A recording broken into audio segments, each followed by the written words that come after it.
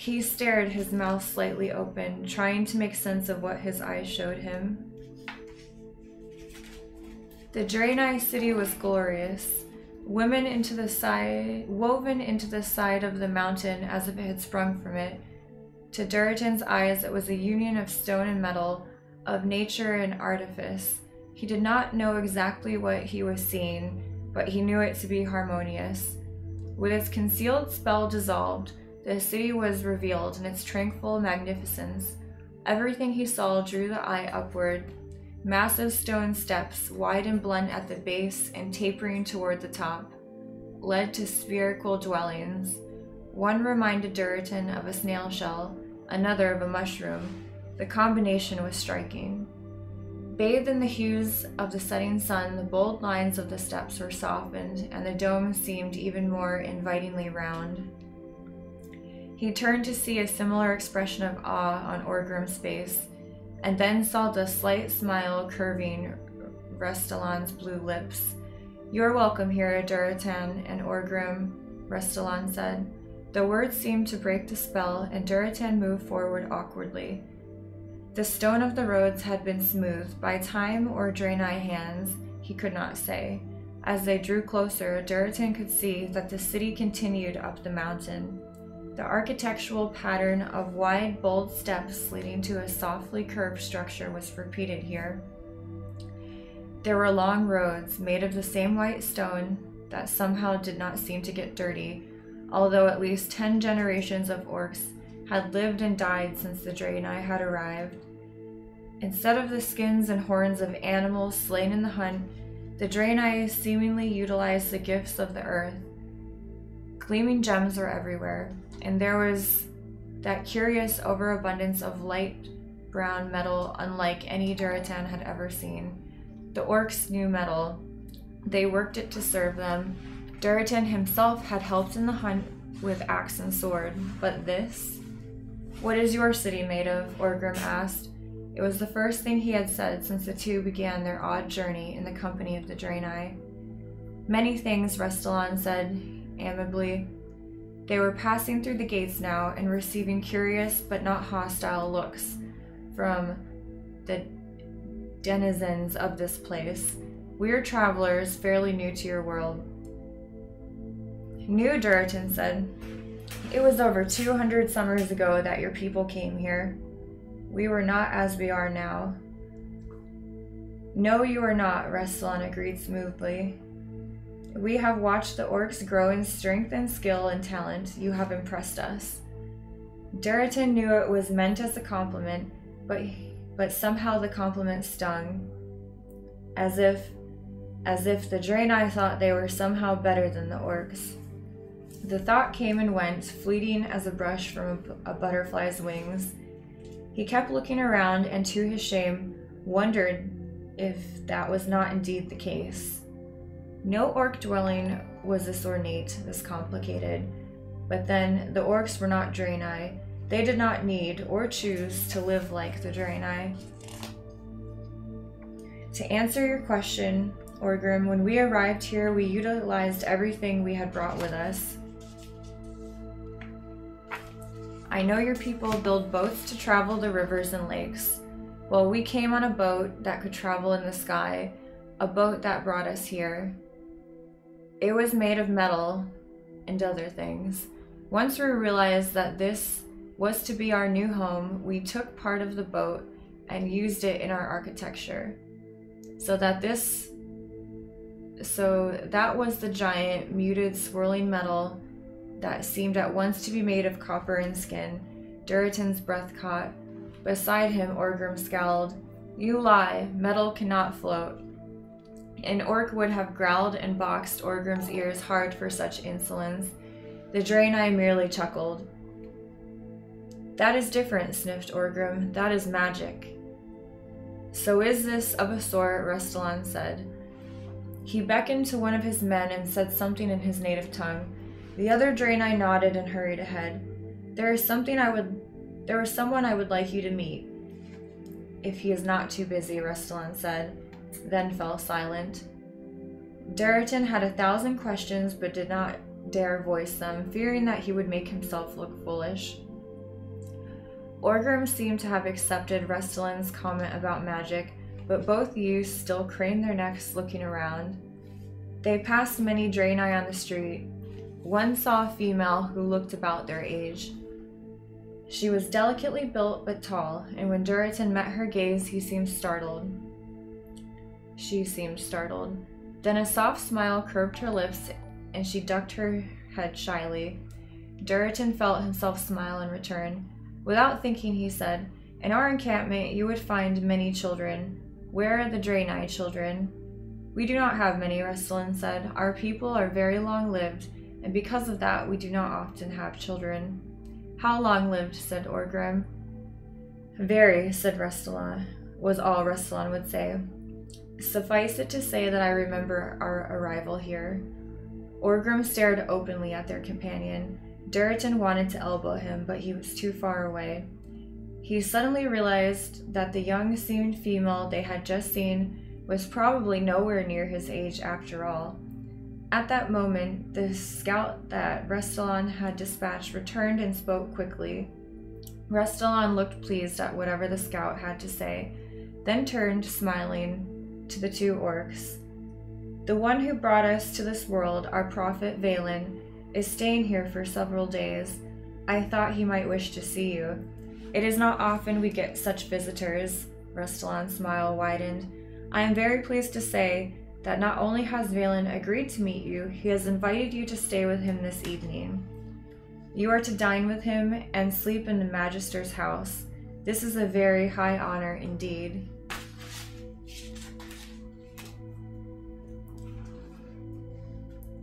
Both boys were struck dumb. Dinner with the prophet, the leader of the Draenei. Duritan was beginning to think it might have been better if he had been squashed flat by the ogre's club.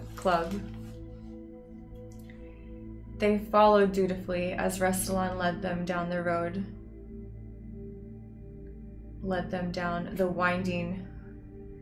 They followed dutifully as Restylun led them down the winding climbing streets up through the foothills and to the large buildings that sat highest on the mountain. The steps, perfectly square and solid, seemed to go on forever, and Duritan's breath came quickly as they climbed. He reached the top and was regarding the snail shell structure with interest when Restylun said, "Look back." Duritan and Orgrim obeyed, and Duritan's breath caught in his throat.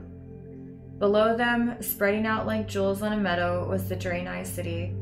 The last bit of sunset painted them in flaming colors. Then the sun settled over the horizon, and all was bathed in shades of purple and gray.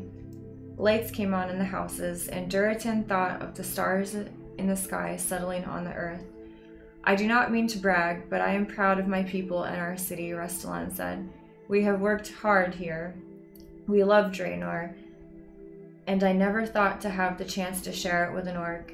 The ways of destiny are indeed strange." As he said this, a deep, almost ancient sorrow seemed to settle on his strong blue features. He shook off the mood and smiled. "Come in, and you will be attended to." Silent, shocked almost beyond the ability to speak, their young minds wide open to all the sights and sounds and smells of this thoroughly alien place, Duritan and Orgrim entered the Magister's seat. They were shown into rooms that, while ornate and beautiful, made them feel oddly penned in. The curving walls, so attractive from the outside and no less lovely here, seemed to confine rather than embrace them.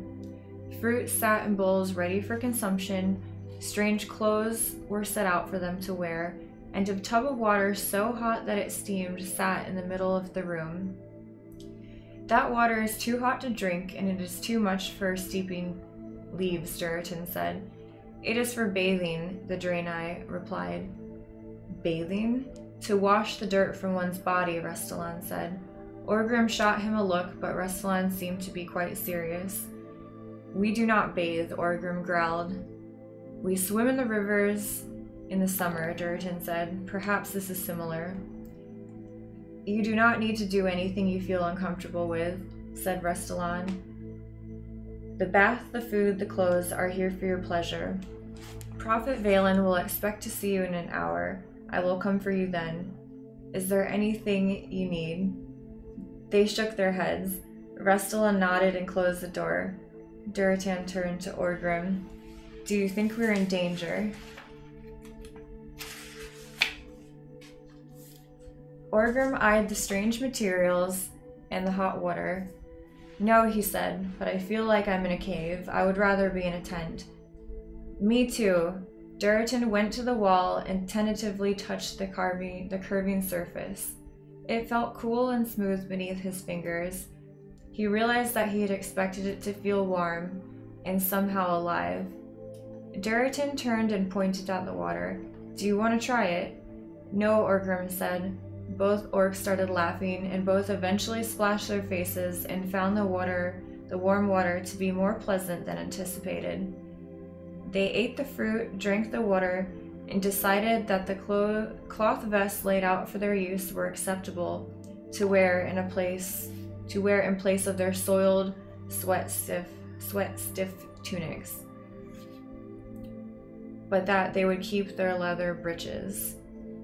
The time passed more swiftly than they anticipated, and they were engaged in a challenge to bend one of the metal legs of a chair when there came a knock on the door. They jumped guiltily. Orgrim had managed to twist the chair leg somehow, and it stood a bit crookedly now. "The prophet is ready to see you now," said Restala. "He is an elder," was the first thing Duratan thought as his eyes met those of Prophet Valen. So I know timer's up, but I might, I think I can finish this chapter pretty quickly because we finished the last one pretty quickly.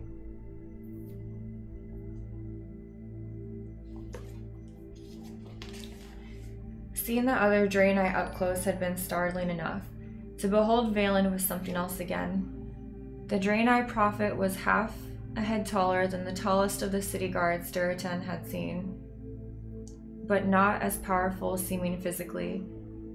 His body, clad in soft, swirling, light tan robes, seemed less muscular than theirs, and his skin, it was a warm alabaster hue. His eyes, deep-set and wise, glowed a brilliant blue, and were encircled by deeply etched wrinkles, speaking of one who was not just an elder, but possibly even an ancient. His silver hair did not flow down his back, as was the case with the others, but was ornately braided and looped, exposing his pale skull. His beard flowed like a silver wave almost to his waist. Not elder, not even ancient, Duratan thought as those intense blue, glowing eyes settled upon him and seemed to bore into his very soul. Almost outside of time altogether, he thought about Restalan's comment that he himself was over 200 summers. Valen was a good deal older than that. "Welcome," Valen said in a mellow voice as he rose and inclined his head. The braids danced with the movement. "I am Valen. I am glad that my people found you today, though I doubt not that in a few years you would be more than capable of handling an ogre and even a Gron or two by yourselves." Again, Duratan did not know how he knew this, but this was no idle compliment. Orgrim sensed it too, for he stood up even straighter and met the Draenei's eyes evenly. Valen waved them to sit, and they did so. Duratan felt awkward and ungainly, sitting at the lavish table in the ornately carved chairs. When the food came out, he relaxed inwardly. Haunch of talbuk, roasted white feathers, large rounds of bread, and plates heaped high with vegetables. This was food he knew and understood. Somehow, he had expected something entirely different. But why? Their buildings and way of life might be vastly different from that of the orcs, but like the orcs, the Draenei lived off what the land could provide. The preparation was slightly unusual. The orcs tended to either boil their food or cook it over an open flame when they cooked at all. Frequently flesh was eaten raw, but overall, food was food, and this food was delicious. Valen was an excellent host. He asked questions and seemed genuinely interested in the responses. How old would the boys be before they could hunt ogres, choose a mate? What was their favorite thing to eat? Their favorite weapon? Orgrim, even more than Duratan, warmed to the conversation and began talking of his prowess. To his credit, he did not need to embellish his stories. When my father passes, I will inherit the Doomhammer, Orgrim said proudly. It is an old and honorable weapon passed down from father to eldest child. You will swing it well, Orgrim, said Valen, but I trust that it will be many years before you take on the name of Doomhammer. The fact that his father would have to die before he would become Orgrim Doomhammer seemed to have momentarily escaped the young orc, and he abruptly grew solemn. Valen smiled, with, Duratan thought, a hint of sorrow. At the moment, fine cracks appeared in Valen's face, and the subtlest of spiderwebs on that smooth, white surface. But describe this hammer to me. It must be a weighty weapon. Orgrim brightened again. It is enormous. The stone is black and blunt and powerful, and the shaft is made of carefully crafted wood. Over the years, the shaft has had to be replaced, but the stone itself has not a chip on it. It is called the Doomhammer because when its owner takes it into battle, it spells doom for the enemy. I see, said Valen, still smiling. Orgrim was warming to his task, but there is also another prophecy, he continued. It is said that the last of the Doomhammer line will use it to bring first salvation and then doom to the orc people. Then it will pass into the hands of one who is not of the Blackrock clan and will change again, and it will once again be used in the cause of justice. That is a powerful prophecy, said Valen. He said no more, but Duratan felt a shiver. This man was dubbed prophet by his people. Did he know if the Doomhammer prophecy would come true? Did Duratan dare to ask? Orgrim continued, describing the Doomhammer in loving detail. Duratan, who had seen the weapon in question, ceased listening to Orgrim's chatter and focused on Valen. Why was this being so interested in them? Duratan was a sensitive youth, he knew. He had overheard some snippets of conversation from his parents, who were worried about such sensitivity, and from Mother Kashur, who scoffed at them and told them to worry about important things and to leave the boy to his fate. Duratan knew feigned interest when he saw it, and he felt that he'd recognize it even in Draenei, but Valen's brilliant blue eyes were bright and focused.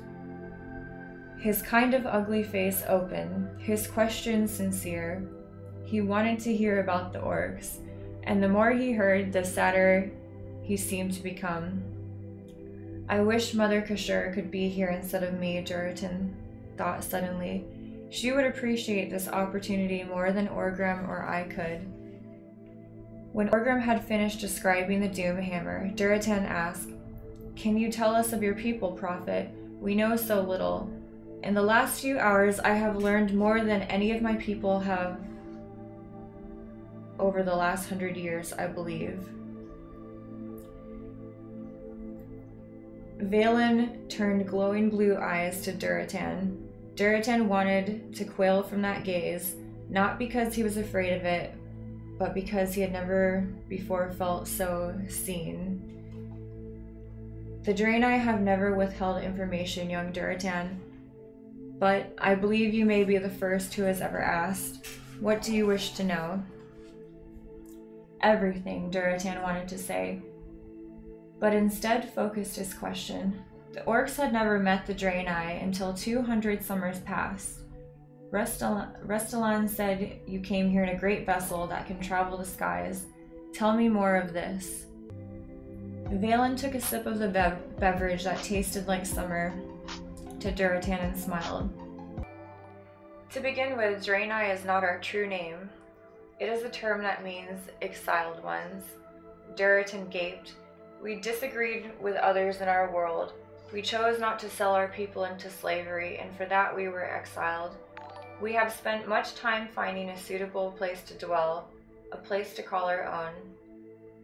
We fell in love with this land, and we call it Draenor. Duritan nodded. He had heard the term before. He liked how it sat on his tongue when he spoke it, and the orcs did not have a name for this place other than world. It is our term. We have not the arrogance to think the orcs would use it as well, but such we have dubbed it, and we love Draenor deeply. It is a beautiful world, and we have seen many. Orgrim gasped. You have seen other worlds. Indeed we have, and we have met many people. People like the orcs? Valen smiled gently. There is no one like the orcs, he said, respect resonant in his voice. You are unique in our travels. Duritan and Orgrim looked at each other and sat up a little straighter in their chairs. But yes, we had been traveling for some time before we found this land. Here we are, and here we will stay. Duritan burned to ask more, to ask how long they had been traveling, what their homeland had been like, why they had left it.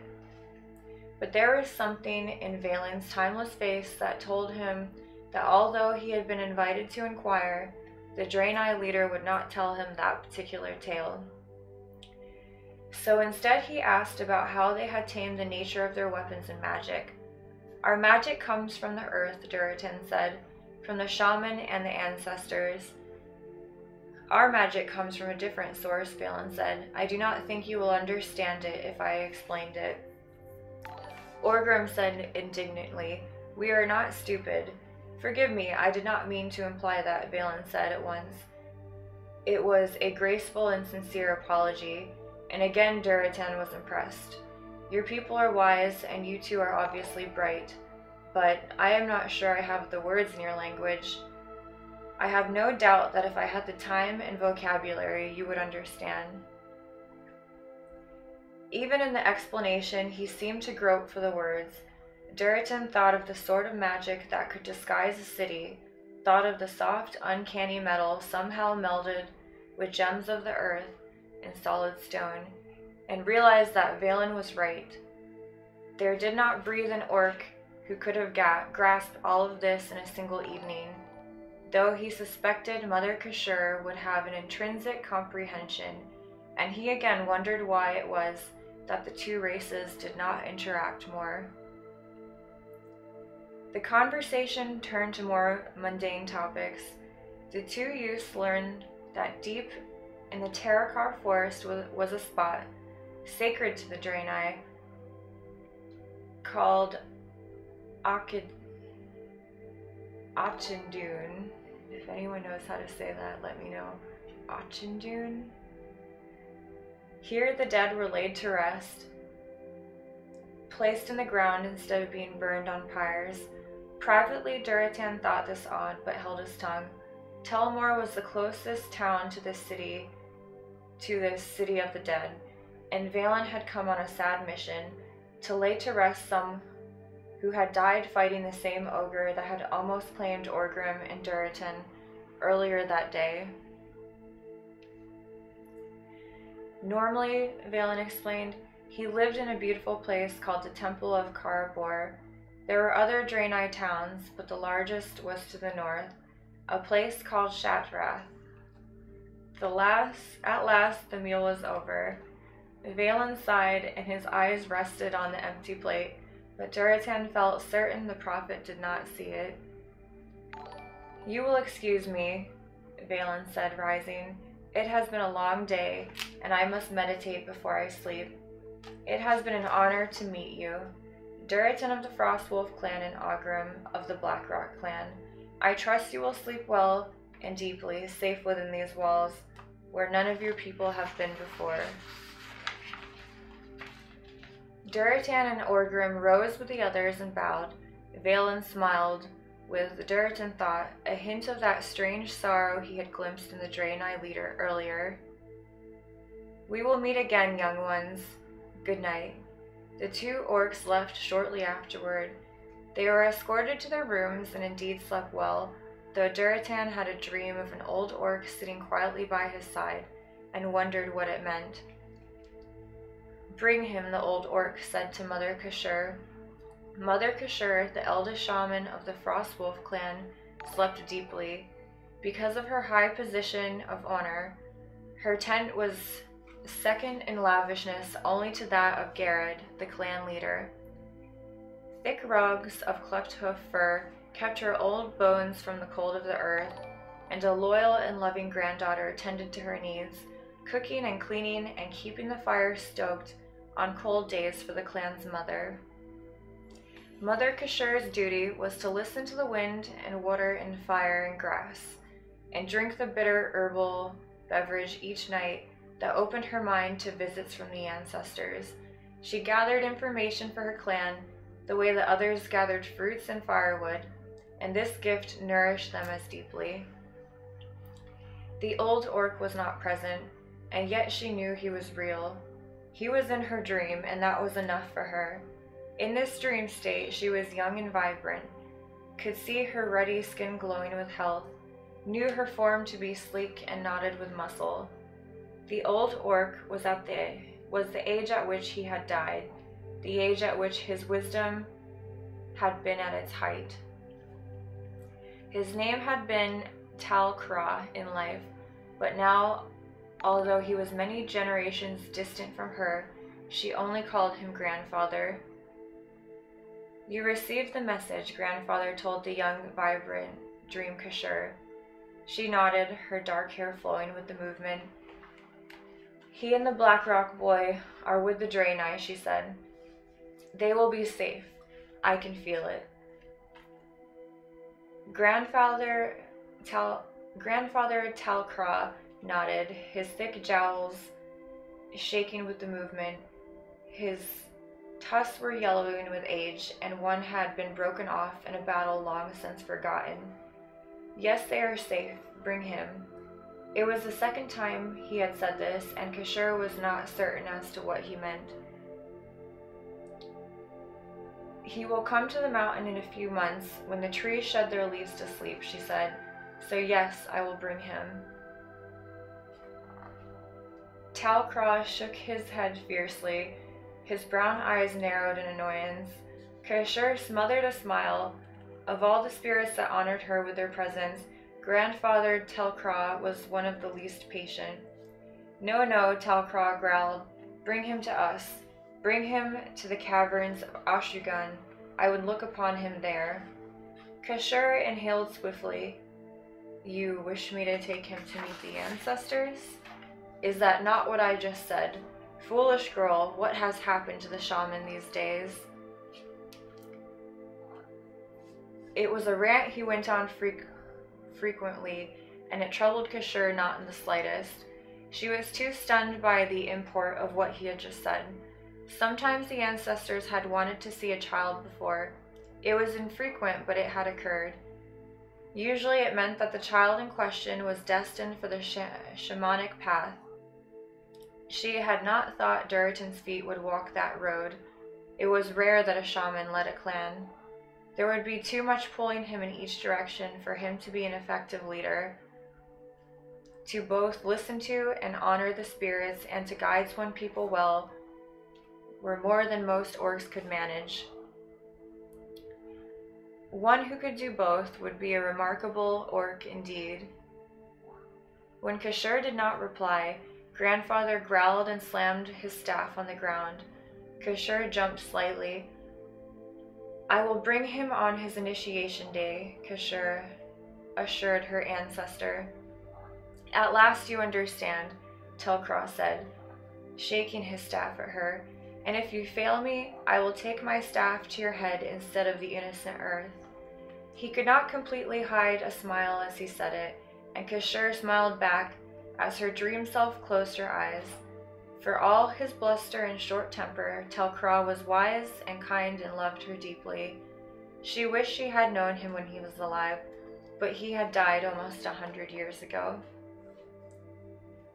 Kashur's eyelids fluttered open, and she sighed as her spirit returned to her current, real body, as old as Talcraw had been when he died, hands and feet curled up with joint pain, body weak, hair stark white.